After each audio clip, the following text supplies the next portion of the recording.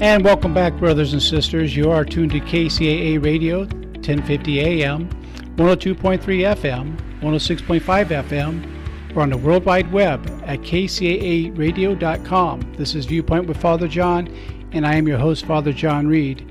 And again, my guest this evening is Marie White, author of the book, Strength for Parents of Missing Children. I'm sorry, I'm very emotional about what we're talking about tonight, and it makes it a little tough to talk because I think this is one of the most important programs we've done on here, and we've done some pretty neat stuff on the show, but this is, I think, one of the most important. And my listeners could tell you, I don't often tell them that they should go get a book. I'm very careful about anything I say on this microphone because I think it should be done with a lot of responsibility, but I am going so far as to say, I think if you're listening to the show right now, you should get this book. I think it will change your life, whether you have a child missing or not. So, Marie, welcome back. And, thank you, Father John. In our last segment, what are some things you'd really like for our listeners to know? Well, that's a tough question. No, I was just thinking of the quote from Chris Fabry when he says, "I don't think God trusts just anyone with so much heartache. The world has not yet seen what God can do with a man who gives both halves of a broken heart to him. And I don't doubt that a man like that could change the world, or at least a little part of it." Wow. Can you say that quote one more time? Sure, it's from Chris Fabry. It says, "I don't think God trusts just anybody with so much heartache. The world has yet seen what God can do with a man who gives both halves of a broken heart to him. And I don't doubt that a man like that can change the world, or at least a little part of it." Boy, that's breathtaking. That is fabulous. And, you know, something you've said, you've alluded to a few times, and I just want to pick up on it. God allowed this to happen. God didn't make it happen. God allowed it to happen. They're two different things. And that's something I talk with people with quite a bit when I'm doing grief counseling is they say, well, God took my loved one. I said, how do you know God took your loved one and didn't just accept your loved one and allowed them to come home? So, yeah, I think you have an important view on that. So let's say somebody is going into the missing of a child and it's a divorce situation. Is there anything that you would like to say to them that would help them through that process? Something you think that might help them go another day? Absolutely. I will say the thing that I have seen again and again and again. The victory goes to the person who doesn't give up. And I see families that have waited 6 years for their child to come home, and their child came home. Wow. Who have fought to the last everything that they had, and it still can happen.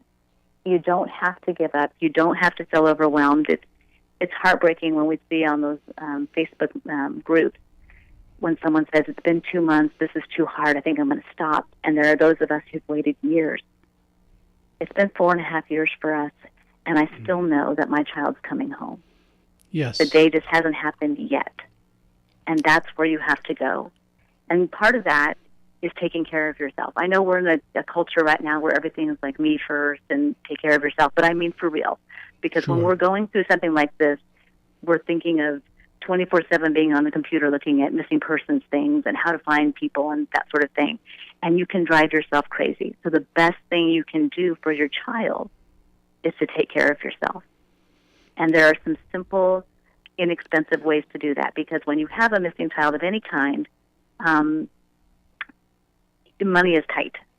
If you're hiring private investigators, if you're making wanted posters, if you're going through a messy divorce, if you have a child in foster care, it's costing you money. And so every suggestion I have to give has to be something that's free or almost free because most people don't have the money to spend on big things. And so I'll tell you, go eat a banana a day. Oh, okay. Bananas are the king of mood-boosting superfoods. If you don't have a health issue that prevents it, if you have a banana a day, it can actually help you not to be as depressed. Now, see, that was something you just taught me, and I've been doing counseling work for a long time, and I knew about protein being that, but I never was told about the banana. I didn't know it either. That's great. These What are else? things we had to learn so that we could survive. Sure. What are some of the other we things did you give that. them to do? 30 minutes of exercise, Right. 30 minutes of sunshine, 30 minutes of fresh air. You can do all of those at one time and just spend 30 minutes instead of an hour and a half by just going for a half-hour walk each day. Good. You need that. You need to calm your brain. You need to give them a chance to work. You're thinking, if I'm away from the computer or away from searching for 30 minutes, I'm losing time. But if you don't get yourself out of that loop, you can't be more productive. You will actually be more productive to walk away for 30 minutes and come back. And you need that sunshine and vitamin D in order for your brain to work right. I mean, I'm stumbling over my words now because the stress of 4.5 years, it does wear on you. Oh, yes. 4.5 years ago, I didn't have trouble finding my words. Sure.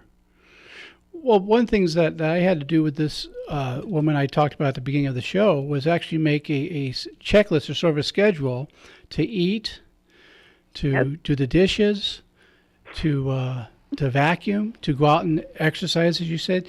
And they may seem like small things, but when your world has been torn apart, the smallest thing can be overwhelming. Is that correct? That's absolutely perfect. I'm so glad you told her that, because that's part of the new lifestyle you have to live when you go through something like this. And another thing you do is you put yourself on a laughter diet. And again, this is all outlined, and I have to remember everything. But it's in there where it talks about you have to go on a laughter diet. I literally had to put on comedies and comedians and watch those over and over again because my body needed the endorphins from laughing so that I could handle the stress we were under. Yeah, that's powerful. And that makes a lot of sense when you think about the oxytocin and that gets stirred up with that and the serotonin and dopamine. Yeah, I couldn't argue with that a bit. I think that's absolutely sound. You know. And now people don't have to find that out like we'd had to do in the moment, where I'm going, wait a minute. We were foster parents for years and years, and we took in a lot of traumatized children. And so it took me 3 days because of the trauma. Obviously, I'm not going to say that I was too dense to figure it out until 3 days in, that we were going through trauma. Sure.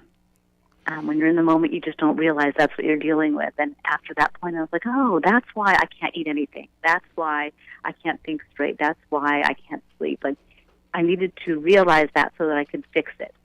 Sure. And part of that was, how do you get food into your stomach when your nerves are so tight, like a football player or a gymnast vomits before a game? That's how we feel. And I couldn't get food past my lips.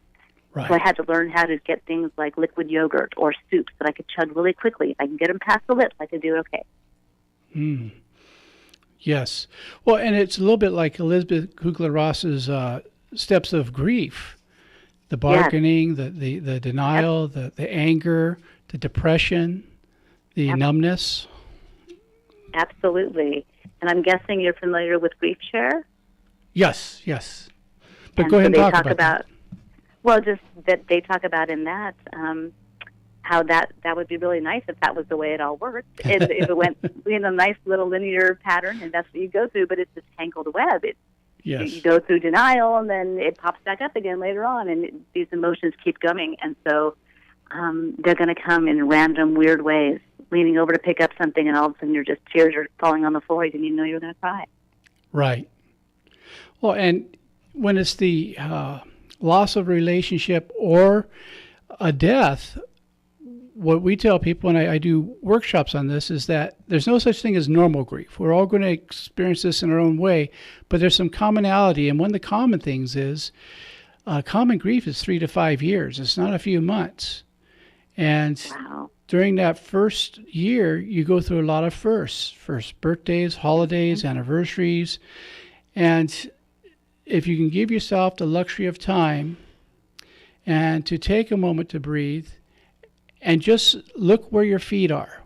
Where are you? Where am I right now? Simple stuff like that. It helps you get to the first year, but it's not over at the first year. It may not be as agonizing, but it's still agonizing. And so allow yourself the gift of time to get better on your schedule, not somebody else's. And, I love that.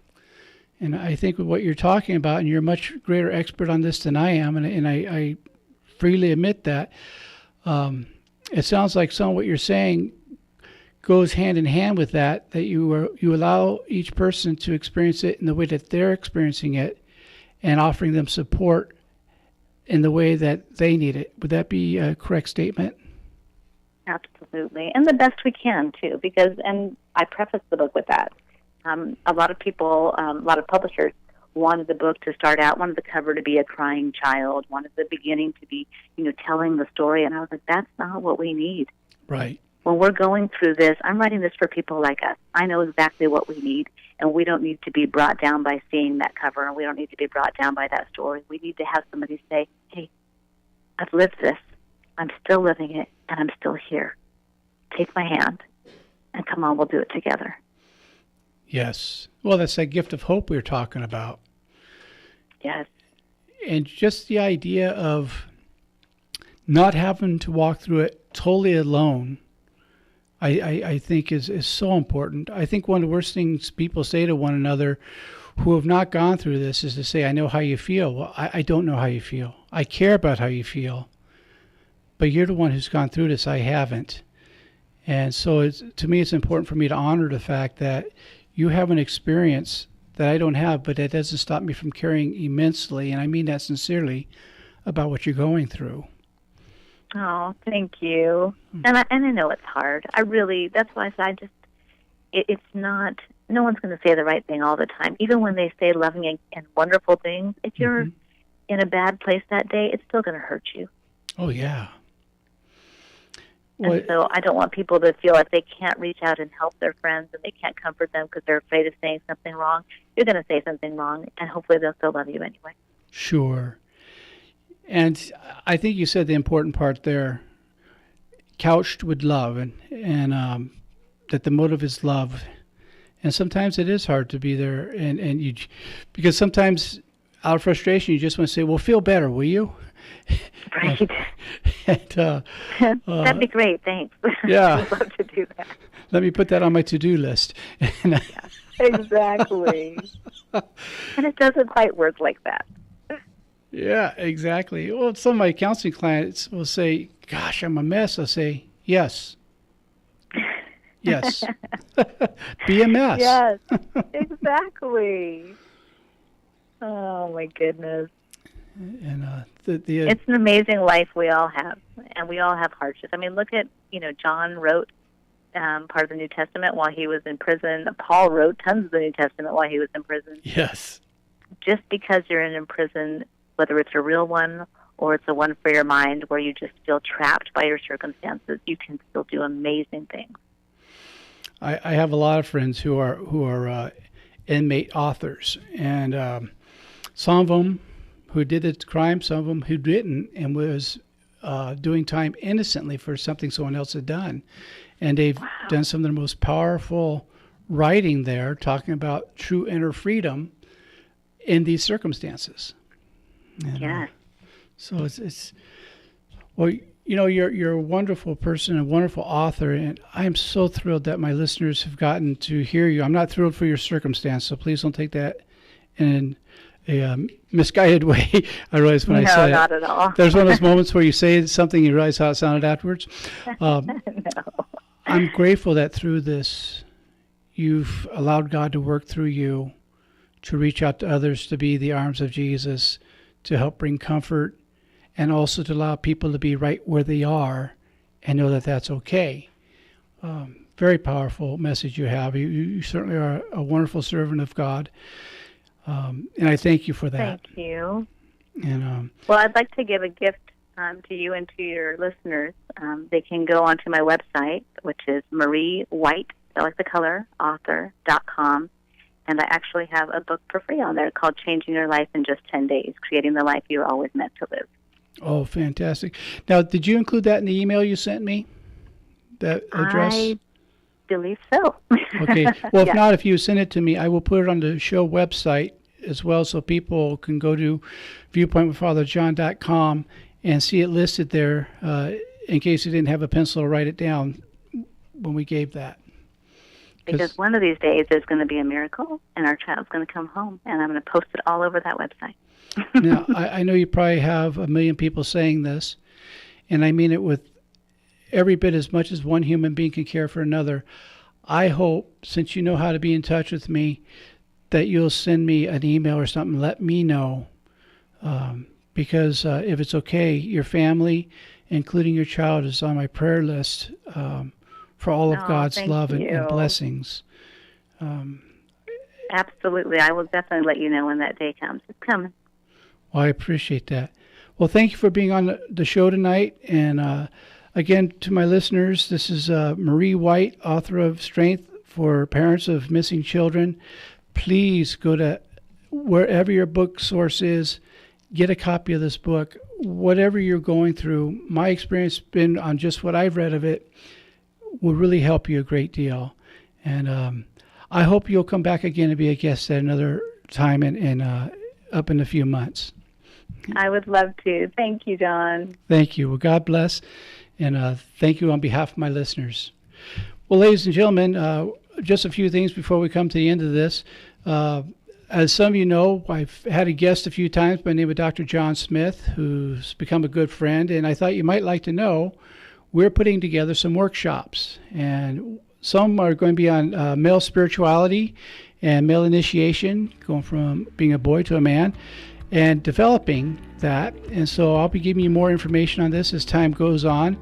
It's an exciting thing. I'm thrilled to be working with him. And again, I thank you for allowing me to come into your home for this hour this week. And if nobody has told you that they love you, let me be the first. I look forward to being with you again next week on Viewpoint with Father John. God bless.